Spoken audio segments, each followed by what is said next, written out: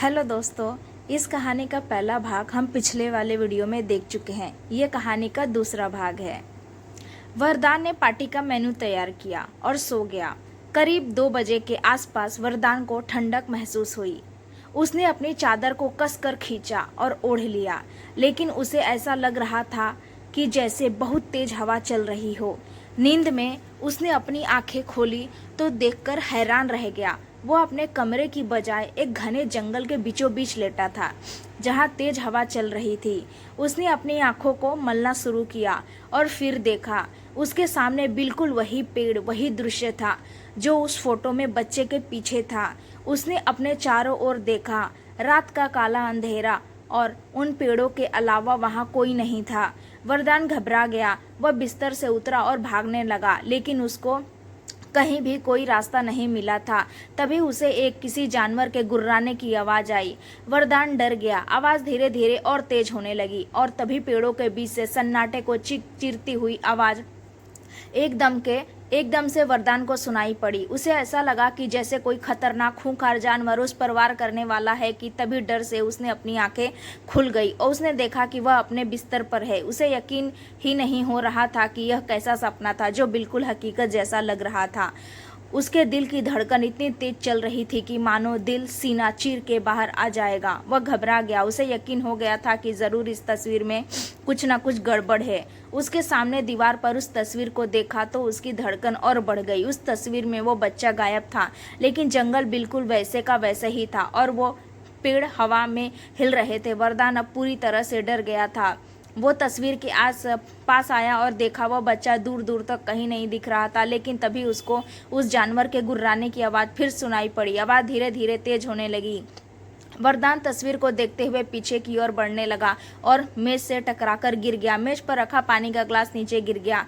वरदान हड़बड़ाकर फिर उठा और फिर तस्वीर फिर से वैसी की वैसी थी। वह बच्चा और पीछे जंगल के पेड़ सब कुछ वैसे थे। वरदान को अपनी आंखों पर विश्वास नहीं हो रहा था। उसने जल्दी से उस तस्वीर को दीवार से हटाकर एक दराज में बंद कर दिया और अपने बिस्तर पर चुपचाप सो गया। उसे लग रहा था कि ऐसा तो नहीं उसे कोई दिमागी बीमारी हो रही हो या फिर यह घटनाएं उसके साथ होने वाली कोई अनहोनी की चेतावनी दे रही हो।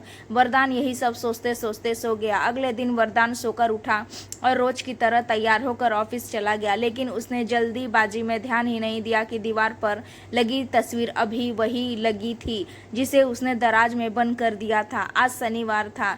वरदान को अपने दोस्तों को पार्टी देना था। ऑफिस से निकलकर सभी दोस्त सीधा शहर से दूर एक रेस्टोरेंट में गए, जहां रात भर मिलकर खूब खाया, शराब पी, डांस किया और सबने खूब एंजॉय किया। लेकिन वरदान को बार बार वह तस्वीर और तस्वीर में बना बच्चा याद आ रहा था। पार्टी रात के 2:30 बजे खत्म हुई और कई सारे दोस्त अपने अपने घर चले गए। वरदान भी अपने 3 दोस्तों के साथ घर के लिए निकल पड़ा। गाड़ी में म्यूजिक काफी तेज बज रहा था और तीनों दोस्त मिलकर एक दूसरे से हंसी मजाक कर रहे थे। वरदान गाड़ी बहुत तेज चला रहा था। रोड पर बिल्कुल अंधेरा और सुनसान था। वह तीनों अभी आधे रास्ते तक आए ही थे कि तभी अचानक वरदान ने गाड़ी में ब्रेक लगा दिया और गाड़ी दूर तक फिसलती हुई चली गई। वरदान के दोस्त बहुत घबरा गए थे। तब उन्हीं में से एक दोस्त बोला, अरे यार, तूने बीच रास्ते में गाड़ी क्यों रोक दी और पावर ब्रेक लगा दिया? अरे यह भी तो सोच, पीछे कोई बैठा है। वरदान के चेहरे पर पसीना था। वह घबराए हुए बोला, गाड़ी के सामने एक बच्चा आ गया था। वरदान के दोस्त हंसने लगे। उन्होंने कहा, क्या यार, मतलब तुझसे ज्यादा तो हमने पी है, लेकिन नशा तुझे ज्यादा हो रहा है। चल तू बैठ, हम गाड़ी चलाते हैं। कोई बच्चा नहीं है और वैसे भी इतने घने जंगल बीच रास्ते में आधी रात बच्चा कहाँ से आ जाएगा? अरे इस समय तो बड़े और बूढ़े तो छोड़ो, भूतों को भी आने में डर लगता है और तू कह रहा है कि सामने एक बच्चा आ गया। हा हा हा। यह कहकर तीनों दोस्त हंसने लगे और गाड़ी से उतर गए। पर वरदान गाड़ी में घबराया हुआ बैठा रहा, क्योंकि ये वही जगह थी जहां पर पिछली बार उसकी गाड़ी खराब हुई थी। वरदान के दोस्तों ने इधर उधर देखकर कहा, क्या यार वरदान, देख, ओके, कोई भी तो नहीं है? वरदान गाड़ी से उतर कर आया और घबराते हुए बोला, गाड़ी के सामने एक बच्चा आ गया था, लेकिन गाड़ी का ब्रेक जब तक लगता तब तक बहुत देर हो चुकी थी। तभी हल्की तेज हवाएं चलने लगी। वरदान ने गाड़ी के पीछे दूर अंधेरे में देखा तो उसे ऐसा लगा कि रोड के किनारे कुछ पड़ा है। वरदान कांपते पैरों से वहां तक गया और अपने दोस्तों को बुलाया। उसके दोस्त दौड़ कर आए और देखा, वरदान उसके दोस्त को पसीना आ गया। सबका नशा उतर चुका था। तीनों के तीनों ने पास जाकर देखा तो एक कुत्ता था, उसकी गर्दन बिल्कुल अलग हो चुकी थी। वरदान के दोस्त बोले, भगवान का शुक्र है कुत्ता था, तू कह रहा था कि एक बच्चा है क्या यार, चल बहुत देर हो गई है, जल्दी यहाँ से निकलते हैं, वैसे भी यह जंगल बहुत खतरनाक है। कुत्ता मर चुका था। सबने थोड़ा चैन की सांस ली और गाड़ी में बैठ गए, लेकिन वरदान को अभी भी यकीन नहीं हो रहा था कि उसने बच्चे को नहीं देखा था। इस बार गाड़ी वरदान के दोस्त ने स्टार्ट की और चल दिए। तभी वरदान ने शीशे के बाहर देखा कि पास में ही एक बच्चे का सिर पड़ा था और आंखें खुल गई थी। वह यह देखकर बिल्कुल डर गया। उसे लगा कि यह क्या है, उधर कुत्ता मर गया और इधर बच्चे का सिर, कुत्ते के साथ साथ बच्चे भी खत्म हो गया। क्या वरदान ने फिर गाड़ी रुकवाई और बोला, गाड़ी रोको यार, देखो यहाँ बच्चे का सिर कटा पड़ा है। वरदान के दोस्त फिर हंसने लगे और बोले, क्या यार, मतलब अभी भी तेरा नशा नहीं उतरा? हमारा तो उतर गया, बेकार की बातें कर रहा है, घर चल, बहुत रात हो गई है। वरदान नहीं माना तो उसके दोस्तों को गाड़ी रोकनी ही पड़ी। सभी दोस्त गाड़ी से उतर गए और वरदान की बताई हुई जगह पर आए तो देखा सच में एक बच्चे का सर कटा हुआ सिर पड़ा था। वह चारों ओर देखकर बहुत डर गए। तभी एक दोस्त बोला, यार ये क्या हो रहा है, ऐसा करते हैं सब छोड़ो और हम चुपचाप घर चलते हैं, पता नहीं यह बच्चा यहाँ कहाँ से आ गया और पुलिस वालों को पता चला तो बेकार में हम उन लोगों के चक्कर में पड़ जाएंगे। मुझे इस चक्कर में नहीं पड़ना। और यह जाकर गाड़ी में बैठ गया। तभी वरदान ने कहा, नहीं, आखिर यह बच्चा यहाँ क्या कर रहा था, हमें इसकी बॉडी को ढूंढना पड़ेगा। उसके दूसरे दोस्त ने भी उसकी हाँ में हाँ मिलाई, लेकिन उस एक दोस्त और जाकर गाड़ी में बैठ गया और वरदान को एक दोस्त दोनों बच्चों की डेड बॉडी ढूंढने लगे। तभी वरदान ने ध्यान से उस बच्चे के चेहरे को देखा तो उसे याद आ गया, यह तो वही तस्वीर वाला बच्चा था। जैसे ही वरदान को यह बात ध्यान में आई वह घबरा गया। उसने तुरंत अपने दोस्त से कहा, यार जल्दी से गाड़ी में बैठो, यह सब कुछ सच में ठीक नहीं है, कुछ न कुछ बहुत बुरा होने वाला है, जल्दी करो। यह कहकर वरदान और उसके दोस्त डर कर फिर गाड़ी में बैठ गए और फुल स्पीड के साथ गाड़ी चलाने लगे। वरदान ने पीछे देखा तो वह कुत्ता उठ खड़ा हुआ और धीरे धीरे चलकर बच्चे के कटे हुए सर की तरफ जाने लगा। उधर से बच्चे का सर उठकर दोनों के पास आए और जुड़ गए और यह अजीब सा जानवर जंगल की ओर चला गया। वरदान चिल्ला पड़ा और बोला, नहीं, ऐसा नहीं हो सकता। एक कुत्ते का शरीर एक कटे हुए बच्चे के सिर में कैसे जुड़ सकता है? यह सुनकर उसके दोस्त भी डर के मारे ठंडे पड़े जा रहे थे कि आखिर एक कुत्ता और एक बच्चे का सिर आपस में कैसे जुड़ सकता है। वरदान तो यह बात सोचने में जुटा था कि तस्वीर वाला बच्चा यहाँ कैसे आ गया। इतनी रात सुनसान और अंधेरे में जहाँ कोई आदमी दूर दूर तक नहीं था तो बच्चा कहाँ से आ गया, और फिर अकेला, उसके साथ भी तो कोई नहीं था। वरदान तीनों दोस्त को उनके घर छोड़कर अपने घर आ गया और सीधा भागते भागते अपने बेडरूम में आया और दीवार पर देखा तो वह तस्वीर दीवार पर लटकी हुई थी, जिसे वह सुबह ही दराज में बंद करके गया था। सोचने वाली बात यह थी कि अब उस तस्वीर में वो बच्चा नहीं था, सिर्फ जंगल था, और यह काफ़ी था वरदान का खून जमा करने के लिए। वरदान वहीं फर्श पर बेहोश होकर गिर पड़ा।